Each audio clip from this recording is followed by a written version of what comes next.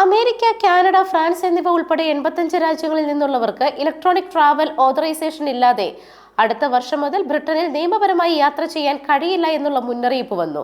2026 ഫെബ്രുവരി 25 മുതൽ വിദേശ സഞ്ചാരികൾക്ക് ബ്രിട്ടനിൽ പ്രവേശിക്കാൻ ETA വഴിയോ വിസ വഴിയോ ഡിജിറ്റൽ അനുമതി വാങ്ങേണ്ടതായി വരും.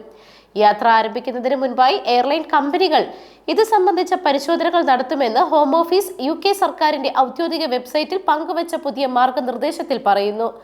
ഇമിഗ്രേഷൻ സിസ്റ്റം ഡിജിറ്റലൈസ് ചെയ്യുന്നതിന്റെയും വരും വർഷങ്ങളിൽ UK അതിർത്തികൾ കോൺട്രാക്ട്ലെസ് ആക്കുന്നതിന്റെയും ഭാഗമായിട്ടാണ് ഈ തീരുമാനം. യാത്രയുടെ അടിസ്ഥാന ഘടകമായി മാറിക്കഴിഞ്ഞ EDA 2023 ഒക്ടോബറിൽ പ്രാബല്യത്തിൽ വന്നതിന് ശേഷം ഇതുവരെ 13.3 മില്യൺ സന്ദർശകരാണ് ഇതിനായി വിജയകരമായി അപേക്ഷിച്ചത്. അതേസമയം ETA പ്രാബല്യത്തിൽ വരുത്തിയപ്പോൾ സന്ദർശകർക്ക് പുതിയ സിസ്റ്റവുമായി പൊരുത്തപ്പെടാൻ ആവശ്യത്തിനുള്ള സമയം നൽകുന്നതിനായി നിയമങ്ങളിൽ ചില ഇളവുകൾ വരുത്തിയിരുന്നു. പുതിയ ട്രാവൽ സ്കീമുകളുടെ ഭാഗമായി അമേരിക്ക, കാനഡ പോലുള്ള മറ്റു ചില രാജ്യങ്ങളും സമാനമായ നടപടികൾ എടുത്തിട്ടുണ്ട്. ETAക്ക് അപേക്ഷിക്കുവാനായി UK ETA ആപ്പ് ഡൗൺലോഡ് ചെയ്യുക എന്നതാണ് ആദ്യപടി. പിന്നീട് വിശദാംശങ്ങൾ അതിൽ പൂരിപ്പിക്കാം.